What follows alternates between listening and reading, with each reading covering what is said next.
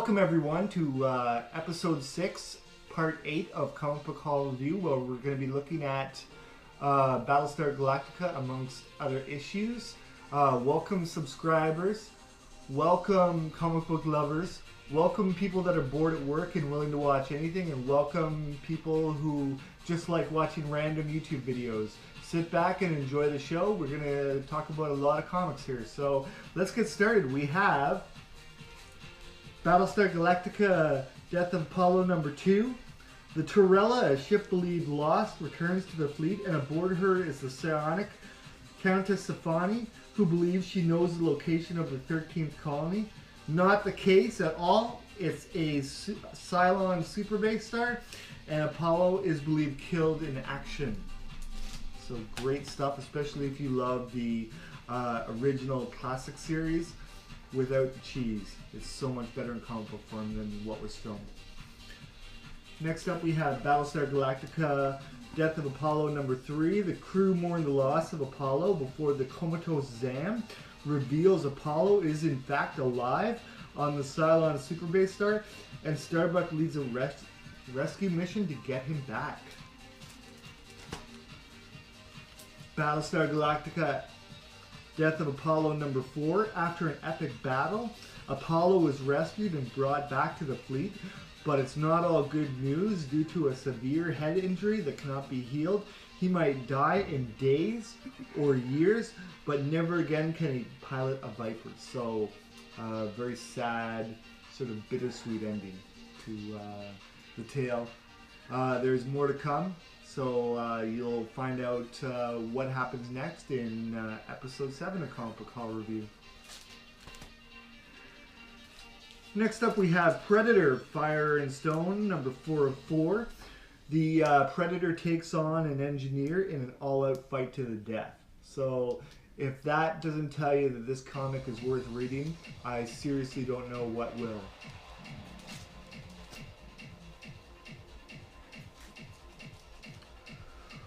We have Alien vs. Predator, Fire and Stone, number 4 of 4. Alden has been transformed by the accelerant. Francis has been transformed by the accelerant. And the Predator has been transformed by the accelerant. Francis and Alden not only defeat, but rip the arms off of the Predator before Alden is a lone survivor on a ship where his only companions are the plant life and the xenomorph aliens. So, yeah, very interesting stuff here. Next up we have Prometheus, Fire and Stone, Omega.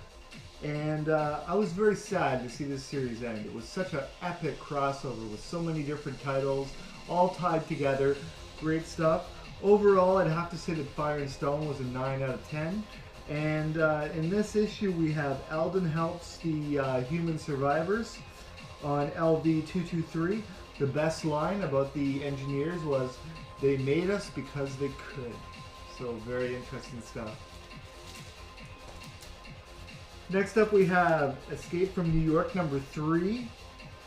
Snake's adventures in Florida continue, and even with a prisoner death collar around his neck, it is of course not enough to stop him from doing what he does best, and especially around the most psychotic and unsavory of characters. We then go to Escape from New York number 4. Things get nuclear in Florida after some extreme craziness, and at the end of the issue, after all is said and done, Snake finds himself in Siberia. So very cool. Next up we have Iron Fist, the Living Weapon number 9. This is Redemption part 3.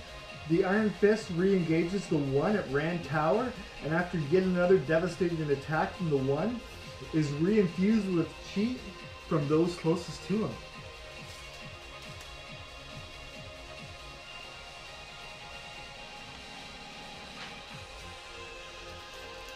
Next up we have the Iron Fist, the Living Weapon number 10. We have an epic battle between the One and the Iron Fist, but that doesn't stop the One from opening the doorway between the living and the world of the living and the dead, and what comes out is what no one wants. So very cool stuff here. Things are getting quite biblical in a sense.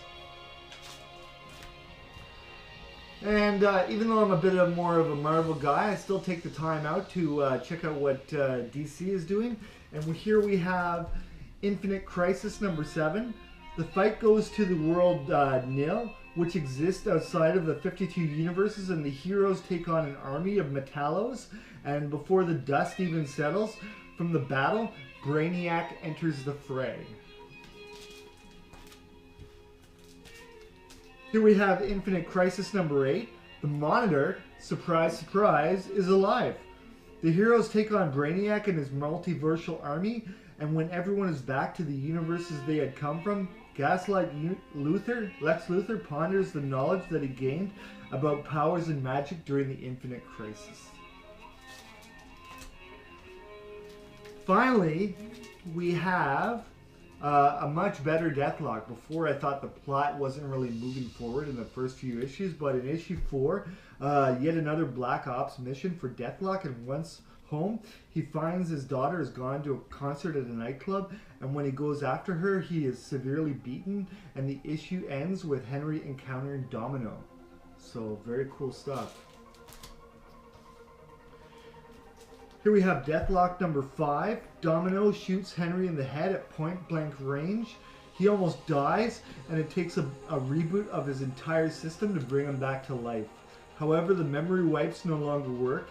He has his memories and wonders what he has become. So, finally getting some good issues out of Deathlock. Here we have the Jungle Book, Fall of the Wild number 2. The mountain explodes with a volcanic eruption. Achilles is forced into a royal wedding with the ape tribe. So very interesting stuff here happening on Kipling Island. And finally,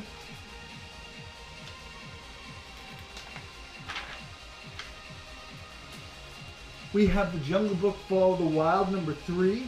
Bomani rescues Mowgli and the royal wedding is crashed in order to rescue Achilles, but instead she embraces becoming queen of the Tavi Bendar.